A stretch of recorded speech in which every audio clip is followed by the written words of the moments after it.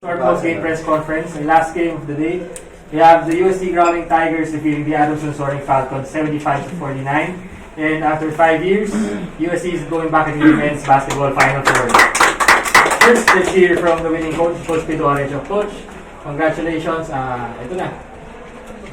So, your thoughts? Ito na.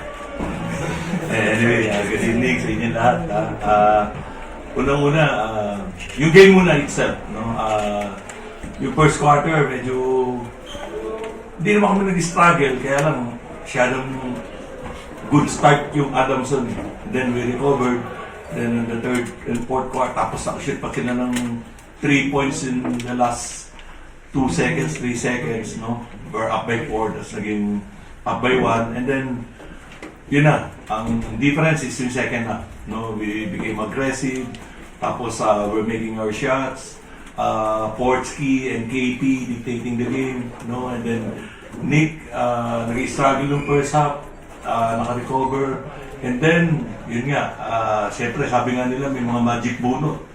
Isipin mo, nabunot natin si Asido, tumira ng mga 4 or 5 3-point shots, no? Which is, which makes the big difference, no? Kaya tayo nanalo, no? And diretso ko na, tuloy-tuloy na to, no? This win is for the UST management, no? They're spending money, tapos nagre-recruit ng players, coaches, no? I give it to them, no? Itong pagpasok namin ng Final Four after 5 years, this is for our father rector, Richard Ang, and then our IPEA Father Rodel Sancho, and then lahat ng kaparian doon sa UST. Tapos yung mga faculty members na tumutulong sa amin, the community itself, para sa kanila itong panalo ito. And then, sa mga supporters namin, yung good job sa mga coaches, no? Coach Juno, Coach Peter, Coach Jaren, Coach Jab, Coach Jerry, Coach CJ, Coach Bang, no? Kailangan mabanggit ko sila, Coach Jeric, lahat yun. Tapos yung utility boys namin.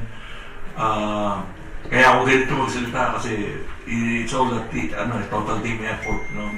Sama-sama kami rito, nagtutulungan. Tapos itong mga players, I want to thank all of them na yung sakripisyo nila. And then, siyempre, kahit may nararamdaman, mga bata to, sa laban lang sila for UST. Yun lang itong mga to wala namang iniisip na iba itong mga to Then, our sponsors, siyempre, si number 1 naming nagko-coach na tumutulong sa amin, give guidance, si Boss Al Francis Chua from San Miguel. No? He's so supportive sa amin. Thank you, boss. Tapos, yan, nandyan sila, Tony Divina, FMR, yung mga sumusuport sa amin, no? Lahat-lahat, no? Para sa inyo itong panahon to. Okay, I said my piece, siguro, sila yung mga bata na tanungin niyo. Okay? Kung may tatanungin kayo sa akin, siguro, nasagot ko na lahat doon sa sinabi ko, mula umpisa. Diba? Siguro, yung mga bata na lang. They deserve this win kasi first time din. Ang veterano lang ditong winner, si Portsky, di ba? Nakapasok ng finals, championship. And then, experience niya, the vast experience na meron si Portsky. Which is na-relate dito kila Nick, kila Miel, sa mga players na nandito sa USP. I'm so thankful na nandito sa amin si Portsky. Okay? Naiyak ba kayo? Okay, ha? Siguro wala naman akong basya ngayon. No? I love you all. I love you all.